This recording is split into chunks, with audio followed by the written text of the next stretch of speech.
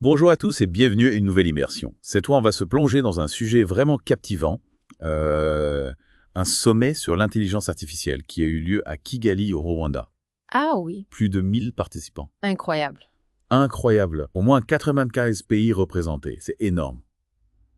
On va décortiquer ensemble tout ça pour vous donner un aperçu vraiment précis de ce qui se passe en Afrique en matière d'IA. Absolument. Kigali, c'était vraiment un moment clé. On peut le placer dans la continuité des discussions qui ont eu lieu à Paris il y a un an. Oui. Et même avant ça, à Blended Park au Royaume-Uni. Notre objectif aujourd'hui, c'est de comprendre comment l'Afrique s'empare de l'IA. Exactement. Comment elle l'utilise pour stimuler sa croissance, mais aussi pour relever les défis auxquels elle est confrontée. Tout à fait. Alors, pour vous donner une idée de ce qui nous attend, on va explorer le potentiel de l'IA dans différents domaines. La productivité, les prévisions climatiques, la santé. On va aussi se pencher sur la question des données, comment maximiser les bénéfices de l'IA tout en restant vigilant sur les aspects éthiques. Ah, et j'oubliais, il y avait du beau monde à Kigali, des figures politiques importantes, des chefs d'État et même des grands noms de la tech comme James Manning de Google AI Quantum. Ah oui, et Eric Schmidt aussi, Hmm, l'ancien PDG de Google. exactement. Ce qui m'a vraiment marqué dans ce sommet, c'est l'accent mis sur l'inclusion et éthique. Oui, c'est vrai. La présence de Joy Buini, par exemple, de l'Algorithmic Justice League, ça montre bien l'importance de ces questions. Elle a fait un travail incroyable sur la question des biais, notamment les biais raciaux et de genre dans les algorithmes. Fondamental. C'est essentiel. Et puis, il y a aussi Massa Kane qui met en avant la diversité linguistique de l'Afrique. C'est super important de développer des IA qui puissent interagir avec les gens dans leur langue maternelle. Tout à fait. Imaginez une IA qui parle Swahili, Yoruba, Zulu. Ça rendrait la technologie tellement plus accessible à tous. Exactement. Et ça nous amène à un autre projet très intéressant, Ushadi. C'est une plateforme de cartographie open source construite par les communautés locales. Un Google Maps à l'africaine, en quelque sorte. J'adore cette idée. Ça montre vraiment cette volonté de s'approprier l'IA, de la façonner pour répondre aux besoins spécifiques du continent. Oui, on sent vraiment une volonté de plus en plus forte de la part de l'Afrique de prendre son destin en main en matière d'IA. Et ça se traduit concrètement par la multiplication des événements comme la conférence Indaba à Dakar l'année dernière. Indaba, c'est devenu un rendez-vous incontournable, un vrai vivier de talents et de projets innovants. Absolument.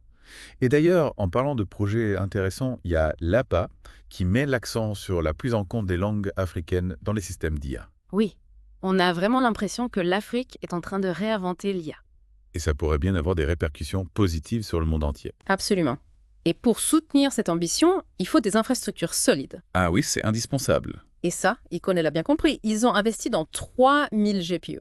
3 000 €. Oui, c'est énorme. Les GPU, ce sont des processeurs spécialisés pour l'IA.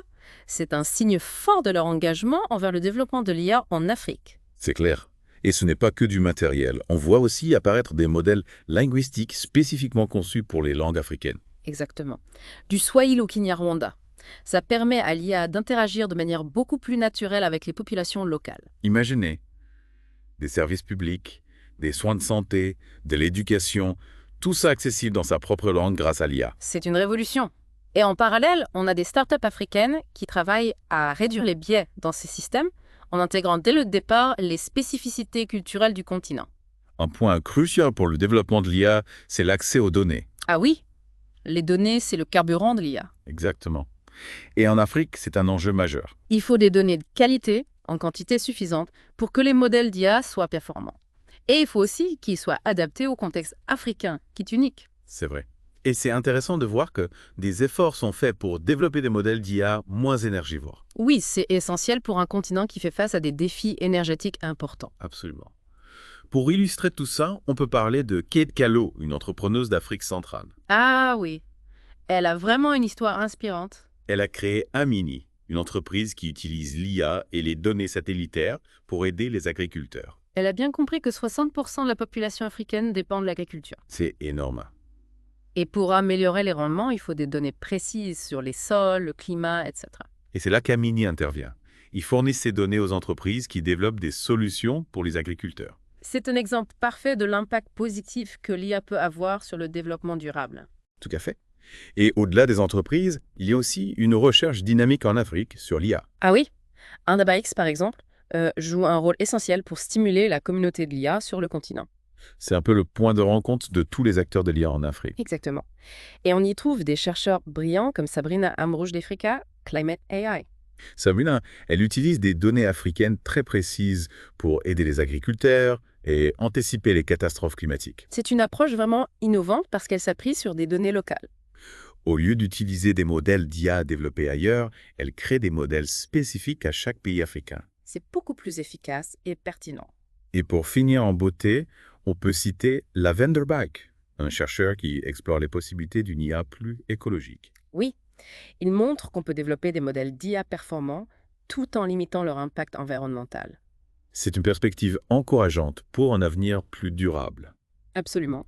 En résumé, l'Afrique s'impose comme un acteur incontournable de l'IA. Elle ne se contente pas de suivre les tendances, elle innove et propose ses propres solutions.